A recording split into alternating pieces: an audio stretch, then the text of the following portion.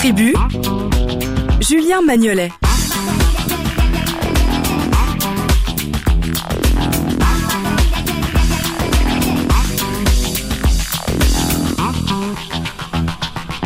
Bonjour et bienvenue dans Tribu. Les bancomates suisses crachent ces jours les tout nouveaux billets de 20 francs, mais c'est d'une toute autre sorte de monnaie dont nous allons parler ce matin. Une monnaie qui, peut-être, on ne sait pas, un jour remplacera les billets et les pièces que nous connaissons aujourd'hui. Cette monnaie, c'est le Bitcoin, une monnaie numérique qui a été créée il y a 8 ans et qui est à la fois expérimentale et controversée. Certains estiment que le Bitcoin, c'est l'avenir de l'homme car il permet de se passer des intermédiaires, des banques, des États. D'autres pensent au contraire que le Bitcoin est dangereux, que l'anonymat qui l'autorise permet de financer les pires choses, crimes organisés, blanchiment ou évasion fiscale. Alors pour essayer d'y voir un peu plus clair, de mieux comprendre le fonctionnement et les enjeux de cette monnaie, le plaisir de recevoir ce matin en direct Jacques Favier et Adlita Kal-Bataï. Bonjour messieurs. Bonjour. Bonjour. Alors Jacques Favier, vous êtes historien de formation, ancien banquier, et Adlita Kal-Bataï, vous êtes un linguiste de formation et spécialiste du numérique, et vous avez tous deux co-signé ce livre, Bitcoin, la monnaie acéphale. Alors première question que j'ai envie de vous poser, pourquoi monnaie acéphale, monnaie qui n'a pas de tête ? Alors la monnaie acéphale, c'était tout d'abord l'idée d'une monnaie sans chef, sans patron, mais c'était aussi on l'a pris de Georges Bataille qui avait fait une monnaie qui s'appelait une revue qui s'appelait l'Acéphale. Et donc cette revue qui avait une vocation assez anarchiste et mystique nous a paru assez amusante à reprendre du moins le terme acéphale pour Bitcoin qui lui aussi a sa mythologie et est profondément anarchiste sans tête. Georges Bataille, il est de votre famille ? Non, c'est un hasard. C'est un hasard. Alors, expliquez-nous, si vous arrivez de manière simple, comment fonctionne le Bitcoin ? Alors, la question nous est toujours posée par des gens qui seraient peut-être mal à l'aise si on leur disait comment fonctionne le franc. Quand vous avez parlé des billets, qui sont des signes papier, mais dans lesquels il n'y a pas de valeur, qui sont une créance sur la Banque nationale, mais l'essentiel de vos francs, vous les avez à la banque du coin, et vous recevez un relevé sur lequel on dit vous avez 1000 francs. Mais en fait, vous n'avez pas 1000 francs, vous avez une créance sur la banque. Et le Bitcoin, c'est également une écriture électronique. Il n'y a pas une différence considérable entre le Bitcoin comme écriture électronique dans un livre et puis vos francs, écriture électronique dans le livre de la banque à laquelle vous faites confiance. La véritable différence, elle est dans la façon de valider les écritures. Votre extrait de compte, il y a 1000 francs dessus parce que le banquier a enregistré les écritures, les a validées et puis éventuellement peut toujours les changer. En général, il prélève les frais sans vous demander votre avis, etc., etc. Alors que dans le livre de Bitcoin, il n'y a pas de banquier qui valide, c'est un ensemble de gens, ceux qu'on appelle les mineurs, c'est-à-dire à peu près 6000 nœuds, 6000 parcs informatiques de circuits imprimés qui font des calculs très puissants et très rapides, qui vont valider et ensuite le livre va être dupliqué. C'est-à-dire qu'au lieu d'avoir cette écriture dans un livre, dans une banque, vous avez cette écriture qui est dupliquée dans des milliers, des dizaines de milliers de répliques du livre de Bitcoin entretenu par une communauté. Mais cette communauté, ces mineurs-là, c'est donc des personnes, il y a quand même des personnes qui travaillent là-dessus, c'est 6000 personnes, vous avez dit ? Alors, c'est des personnes machines en quelque sorte. Ça veut dire que ce sont des ordinateurs qui tournent, qui sont entretenus par des groupes de personnes ou des personnes individuelles qui vont donc choisir de donner de la puissance de calcul au réseau pour le sécuriser et peut-être obtenir des bitcoins en échange quand ils trouvent la solution qui permet de valider donc les transactions. Alors, c'est avant tout des hommes et des machines. Alors, le Bitcoin était inventé en 2008. C'est juste de dire que c'est à la fois l'enfant du numérique et de la crise financière de 2008 ? C'est une bonne approche. Cela dit, il est publié en octobre 2008, 15 jours après la faillite de Lehman Brothers. On n'invente pas quelque chose comme ça en 15 jours. Ça a peut-être précipité la sortie, l'annonce de cette découverte. En réalité, il est déjà le fils d'Internet. Depuis l'apparition au début des années 90 de Internet, on voit que des gens d'origine assez diverses et avec des arrière-pensées assez différentes cherchent. On voit des libertaires, des gens qu'on appelle les cypherpunks, qui cherchent parce qu'ils sont mus par l'idée de défendre leur vie privée, pour de bonnes ou de mauvaises raisons. En général, on suppose toujours que vous avez de mauvaises raisons raison de défendre votre vie privée, vous pouvez en avoir d'excellentes. Et puis, on vous dit toujours, ça a été inventé par les anarchistes, l'un des projets les plus aboutis parmi les ancêtres du Bitcoin, il était poursuivi par Citigroup, qui est pas particulièrement anarchiste. Il y a un vrai problème sur Internet, c'est que dans une rue, avec vos billets de la Banque centrale ou avec votre carte Visa, vous avez une solution de paiement extrêmement fluide. Vous pouvez payer un café ou un sandwich en quelques secondes. Par contre, quand vous êtes devant votre ordinateur et plus encore avec votre portable, vous pouvez pas faire rentrer la pièce dedans, vous pouvez pas faire rentrer la carte dedans. Et en fait, les gens cherchaient quelque chose qui soit aussi fluide. Et fluide plus pas laisser de traces, eh bien, ça converge vers une solution qui est celle du cash numérique. Et le papier d'octobre 2008 décrit bien la découverte de Bitcoin comme peer-to-peer cash électronique système. Mais pourquoi il est né dans le fond? On a dit il y a cette crise, mais qu'est-ce qui fait que le Bitcoin devait être né? Je veux dire, est-ce que c'est l'envie de l'anonymat? Est-ce que c'est l'envie de se passer des banques, l'envie de se passer de l'État? C'est quoi le moteur qui fait non seulement qu'il est né, mais qu'il a eu un certain succès? Je pense que c'est un peu toutes ces choses-là en même temps, et c'est aussi le besoin d'avoir une monnaie du cyberespace. Parce qu'on considère très rarement le cyberespace comme un territoire à part entière, et finalement, Internet a fait du cyberespace un territoire à part entière, et donc il était à peu près cohérent qu'un territoire ait une monnaie. Et finalement, cette monnaie, elle est à l'image de ce territoire, donc décentralisée, car Internet est décentralisé, et avec des aspirations un peu libertaires. Internet aussi avait des aspirations plus ou moins libertaires. Donc je pense que on retrouve déjà cet élément-là qui est très important. Et après, bien sûr, il y a l'aspect, de se passer de banque, de se passer d'intermédiaire, mais aussi d'avoir vraiment une monnaie qui soit fluide dans le cyberespace, qu'on puisse utiliser dans le cyberespace sans limitation, sans censure, qui soit bien plus sûre que de la vraie monnaie et qui, en plus, en quelque sorte, permette une tangibilité dans le cyberespace, dans le sens où les bitcoins sont une monnaie essentielle. Ça veut dire qu'un bitcoin vaudra toujours un bitcoin. Tandis qu'un euro peut ne plus valoir un euro, un franc suisse peut ne plus valoir un franc suisse dans quelques années. Mais qui peut garantir ça? On sait qu'il y a les banques nationales qui garantissent, on sait bien en Suisse, on a une longue tradition là-dessus, qui essaye de compenser. Le bitcoin, qui sait, vu qu'il n'y a pas de chef, qui sait qui peut maintenir ce niveau-là? C'est votre question, il faut peut-être la reposer. Je sais pas exactement ce qu'on entend par la garantie du franc ou de l'euro. On vous dit l'État le garantit, en réalité ce sont les banques centrales qui sont de plus en plus indépendantes des États, surtout dans l'espace économique européen. Elle garantit la constance du pouvoir d'achat de votre billet de 10 francs traduit en sandwich.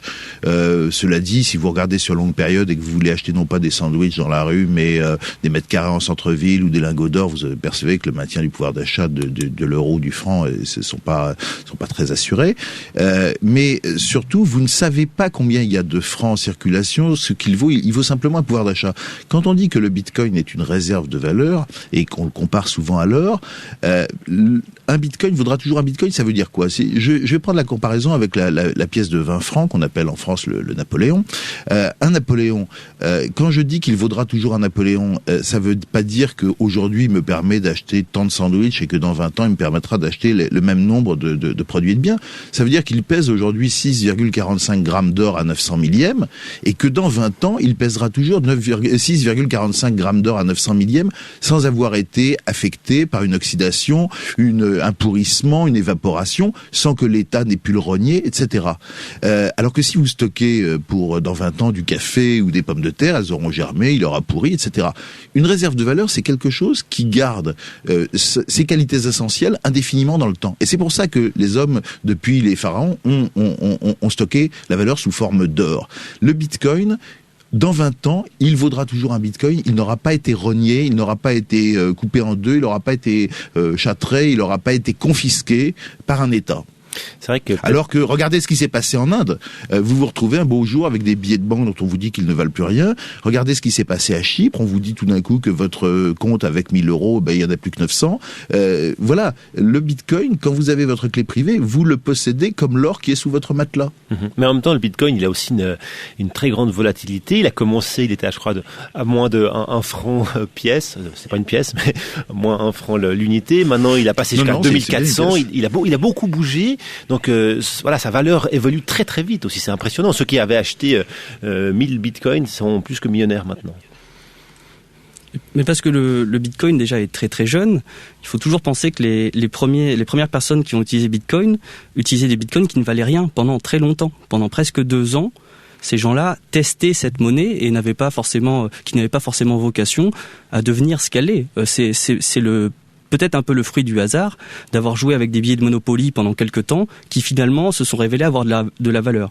Alors après, c'est extrêmement volatile, mais il faut bien évidemment relativiser par rapport à la masse monétaire de Bitcoin qui est de 30 milliards de dollars actuellement. Et finalement, 30 milliards de dollars, c'est pas grand-chose, c'est 3 fois Twitter. Donc 3 fois Twitter pour une monnaie d'échange, c'est vraiment pas énorme.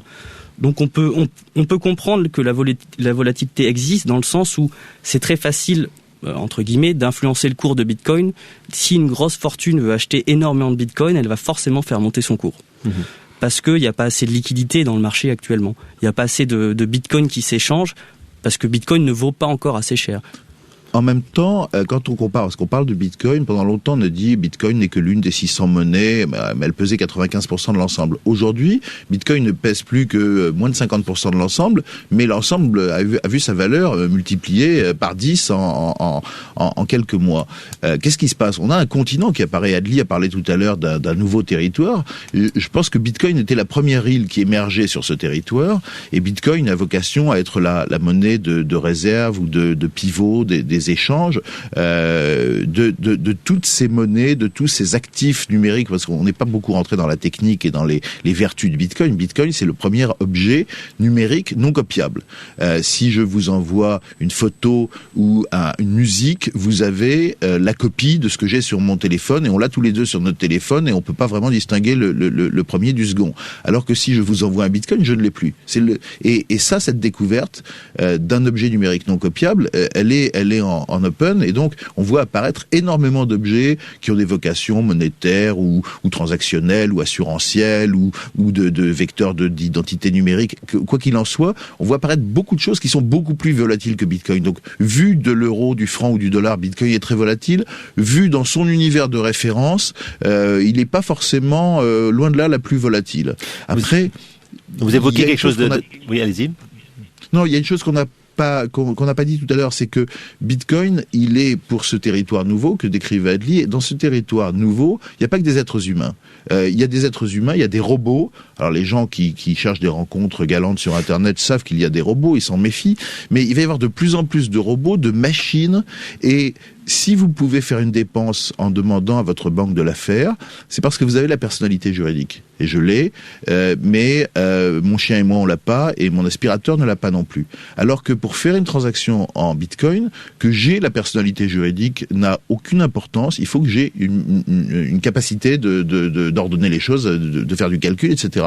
Autrement dit, le jour où les machines vont rentrer en transaction entre elles, elles ne peuvent pas le faire avec les monnaies légales. Elles ne peuvent le faire qu'avec les monnaies digitales, à l'exemple de Bitcoin. Il est extrêmement simple, par exemple, d'ouvrir un compte avec son frigo. Enfin, ça serait quelque chose d'extrêmement simple. Sur Bitcoin, on peut ouvrir des comptes à plusieurs en quelques clics. C'est ce qu'on a fait avec l'association, donc le Cercle du Coin. On a un portefeuille à 3 personnes, le président, le secrétaire et le trésorier, et nous faisons des transactions avec 2 signatures sur 3. Et ça, on l'a ouvert en même pas une minute. Oui, c'est ce qui est extraordinaire, c'est que si vous voulez ouvrir un compte entre vous en Suisse, nous en France et un 3e larron au Québec, ça va prendre quelques secondes. Essayez d'aller trouver une banque qui accepte de trouver un compte avec un Suisse, un Québécois et un Français. Ils vont nous demander 1 kilo de papier chacun, et ça prendra 3 mois. Un mot peut-être sur vous l'avez dit, on peut pas copier un Bitcoin. Ça fonctionne sur le système de blockchain. Expliquez-nous cette espèce de système qui traque au fait toutes les où va le Bitcoin. Le Bitcoin en fait est stocké donc dans un grand livre de compte qui est distribué parmi tous les pairs du réseau, les nœuds qu'évoquait Jacques tout à l'heure. Et donc ce grand livre de compte va archiver toutes les transactions et toutes les traces des Bitcoins qui s'échangent sur le réseau. Donc un Bitcoin, on peut en retracer l'histoire, on peut voir par où il est passé à travers la blockchain justement, qui est ce livre de compte fiable et infalsifiable et qui va dans un seul sens dans le temps. On voit par où il est passé. Par contre, les échanges sont complètement anonymes. Donc on voit qu'il est passé de XY à ZY, c'est ça ? Non, ils sont pas complètement anonymes. Si on veut essayer de savoir dans quel restaurant et avec quelle jeune personne vous êtes allé hier, on aura beaucoup de mal et le jeu n'en vaudra pas la chandelle. Par contre, si vous avez commis des crimes ou des délits, les services secrets vous retrouveront et ils préfèrent nettement que vous fassiez vos erreurs ou vos délits en bitcoin plutôt qu'en cash. C'est beaucoup plus facile pour eux. Là, il y a eu une illusion des criminels qui ont trouvé cette nouvelle monnaie à leur goût et qui ont cru les promesses d'anonymat. Bitcoin est une monnaie pseudonyme, mais forcément, en vous servant du Bitcoin pendant des semaines, vous allez commettre une fois une erreur, une transaction identifiable, et de ce fait, toutes vos autres transactions deviendront identifiables. C'est ça en fait. Pardon. Excusez-moi. C'est ça en fait une monnaie pseudonyme, c'est une monnaie qui n'empêche pas la bêtise. C'est-à-dire que l'homme fait toujours des erreurs et donc il suffit d'une erreur pour retracer absolument toutes les transactions. Le Bitcoin, c'est une question qui... de coût. Le Bitcoin, une monnaie qui nous veut du bien ou du mal. On vous retrouve juste après Saul.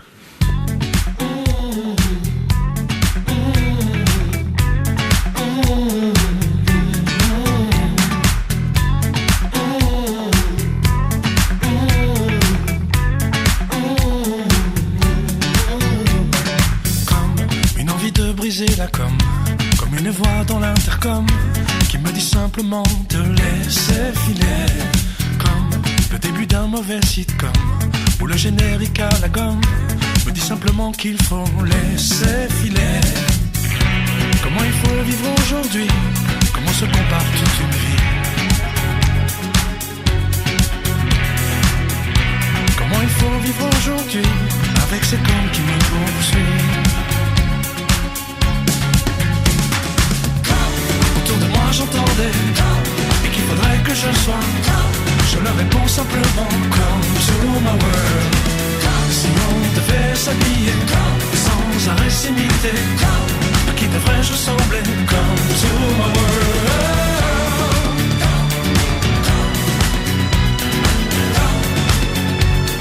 Come to my world.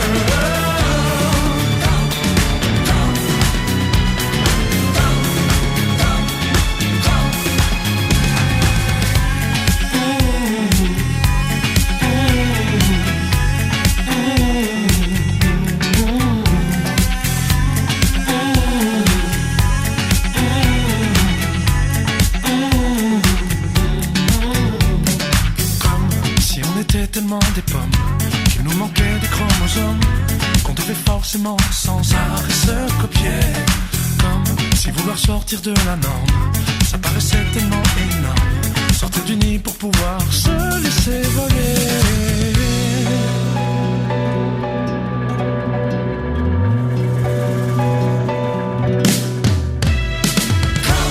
Autour de moi j'entendais et qu'il faudrait que je sois. Je leur réponds simplement come to my world. Si on devait s'habiller sans arrêt s'imiter, à qui devrais-je ressembler? Come to my world.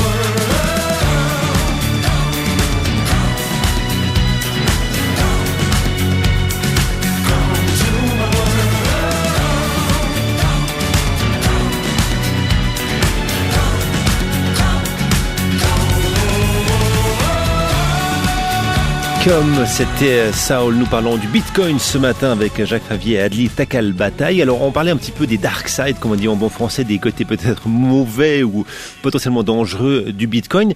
Voilà, il y a beaucoup de critiques sur la cybercriminalité, sur les choses mauvaises qu'on peut faire avec le Bitcoin. Vous dites voilà, c'est suffisamment traçable, il n'y a pas plus de risques avec par exemple le cash?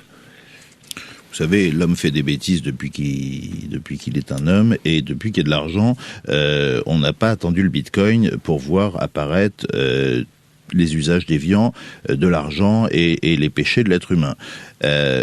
Moi, je pense qu'il est temps peut-être maintenant de parler des beaux côtés du Bitcoin. J'écoutais votre chanson et elle disait comme si vouloir sortir de la norme, ça paraissait tellement énorme. Voilà, les Bitcoiners sont essentiellement des gens qui cherchent à inventer quelque chose de nouveau et pas forcément à se procurer des substances illicites. Je pense pas que Satoshi Nakamoto, dont on ne sait rien, se soit réveillé en 2008 en disant je vais inventer une monnaie pour faire des saletés. Je pense vraiment pas que ce soit ça. Il y a quelque chose qui l'illustre assez bien que Bitcoin n'est peut-être pas fait pour le Darknet, c'est que les sites du Darknet commencent à arrêter d'accepter Bitcoin. Voilà. Ça, on n'en parle pas, mais sur par exemple la question de la taxation, parce que ça c'est peut-être pas c'est pas la cybercriminalité, c'est pas le terrorisme, mais je veux dire, ça échappe potentiellement à toute taxation. Et si les transactions augmentent encore plus, comment vont faire les États ou les communautés pour se financer? Alors, je veux dire ça. Effectivement, c'est le problème du passage à la frontière. Il y a quelque chose d'amusant, c'est que tout à l'heure on disait Bitcoin se déplace sur la blockchain. Bitcoin ne se déplace pas. Quand vous passez la frontière, il y a en général le douanier, surtout le français, qui vous regarde d'un air mauvais, et vous n'avez pas à déclarer vos bitcoins. Parce qu'ils sont pas en Suisse et ils sont pas en France. Donc quand vous passez la frontière, le Bitcoin ne passe pas la frontière avec vous. Alors évidemment, c'est une sorte d'or numérique que vous auriez dans un coffre-fort sur la Lune. Bon, et il faut prendre le Bitcoin pour ce qu'il est, et puis voir comment on peut légiférer, réglementer. Il y a des gens qui pensent qu'on doit, d'autres qui pensent qu'on ne doit pas. D'ailleurs, curieusement, vous seriez surpris de découvrir que des gendarmes pensent que non, on ne doit pas réglementer, on ne doit pas légiférer davantage parce que l'arsenal est suffisant. Ensuite, que ça serve marginalement à des gens qui n'ont pas envie de payer des frais de transaction, qui n'ont pas envie de payer leurs impôts, c'est évident. Enfin, Adli vient de donner les ordres de grandeur, une trentaine de milliards d'euros pour l'ensemble des bitcoins, peut-être 80 milliards en comptant toutes les monnaies qui lui ressemblent un peu. Je rappelle qu'il existe 1200 milliards de billets européens en circulation, à peu près 1300 $. Vous avez bien dû en Suisse, et en rajoutant l'Angleterre et quelques autres pays, on doit bien être à 5000 milliards de dollars de valeur en petits morceaux de papier qui permettent aussi de pas suffoquer en payant sa feuille d'impôt. Donc je crois pas qu'il faille s'éterniser sur ce sujet. Moi je voudrais qu'on parle un instant de l'association dont nous sommes, Adli et moi, parmi les cofondateurs. C'est le Cercle du Coin, qui a été fondé fin 2015 avec des amis bitcoiners belges et suisses, rejoints par depuis des luxembourgeois et même des gens qui vivent au Maroc, et on vient d'atteindre les antipodes puisqu'on a un adhérent qui est à Tahiti. À Hong Kong aussi. Et à Hong Kong. Le Cercle du Coin, donc dès le départ, ça a été fait avec des amis suisses. Nous avons plusieurs membres de ce cercle, une entreprise un peu vedette chez vous qui est Biti à Neuchâtel, mais également une ou deux personnes physiques, un intellectuel connu du monde de la blockchain NXT, puisqu'on n'est pas limité à Bitcoin, on s'intéresse aussi aux blockchains Ethereum, NXT, à toutes les autres blockchains ouvertes. Donc on est un centre une association à la fois conviviale, parce qu'on fonctionne beaucoup par repas, par rencontre, et d'échange d'idées, d'encouragement d'initiatives, et dans les initiatives qu'on mène, il y en a fort peu qui ne soient pas positives. On a converti un passage à Paris avec 25 commerçants qui acceptent le Bitcoin. Ils vendent surtout des chaussettes, des pullovers, des souvenirs de Paris, des choses absolument pas illicites. Quand on a fait ça, on avait l'homme politique du coin qui est venu participer à l'inauguration. On a fait hier juste un événement à l'École normale supérieure de Paris avec 13 orateurs, dont un gendarme, un conseiller d'État, plusieurs professeurs de faculté, pour parler de Bitcoin. On va encourager un jeune qui va faire un rallye jusqu'au Maroc. On va sponsoriser cette affaire-là. On a encouragé un YouTuber à vivre 30 jours en Bitcoin pour voir. On a compris que vous êtes des grands défenseurs du Bitcoin, mais juste une question, parce qu'on est bientôt à la fin de cette émission, j'aimerais vous poser comment réagissent les banques par rapport à ça, parce que pour l'instant c'est elles qui dominent un tout petit peu le système financier. Elles sont contre, elles attaquent le système, ou elles essayent de prendre parti puis de prendre le meilleur pour l'utiliser à des fins, si on veut, privées? Les banques en quelque sorte sont dans une situation difficile parce que d'une part elles attendent une législation sur le Bitcoin parce qu'elles veulent pas se mouiller entre guillemets, c'est-à-dire qu'elles s'y intéressent depuis longtemps. Ça doit bien être les banques qui ont été parmi les institutions à s'y intéresser le plus rapidement. Mais elles patientent pour la législation. Donc du coup, elles ont pris un virage entre guillemets blockchain. Depuis 2015, il y a un certain buzz autour de la blockchain et de ce que ça peut engendrer, même si parfois c'est un peu compris de travers en quelque sorte. Et les banques donc essaient de faire des registres distribués simili-blockchain qui soient privés entre elles, des consortiums avec une blockchain, ce genre de choses, mais donc de perdre en quelque sorte l'aspect totalement décentralisé de Bitcoin et de perdre l'aspect donc très sécurisé de Bitcoin du fait des nœuds qui ne se font pas confiance et qui arrivent à créer de la confiance autour d'un réseau.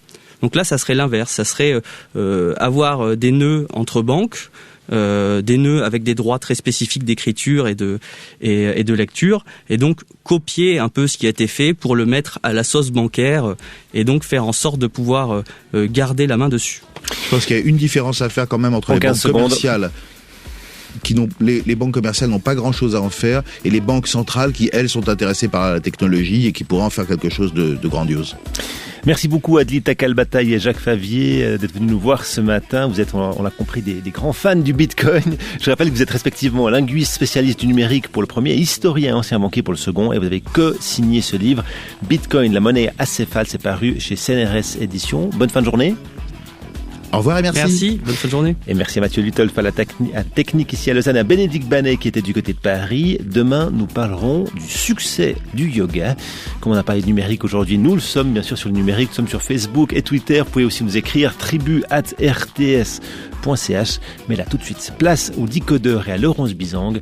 Je vous souhaite une excellente suite. Je vous souhaite une excellente suite. Je vous souhaite une excellente suite. Je vous souhaite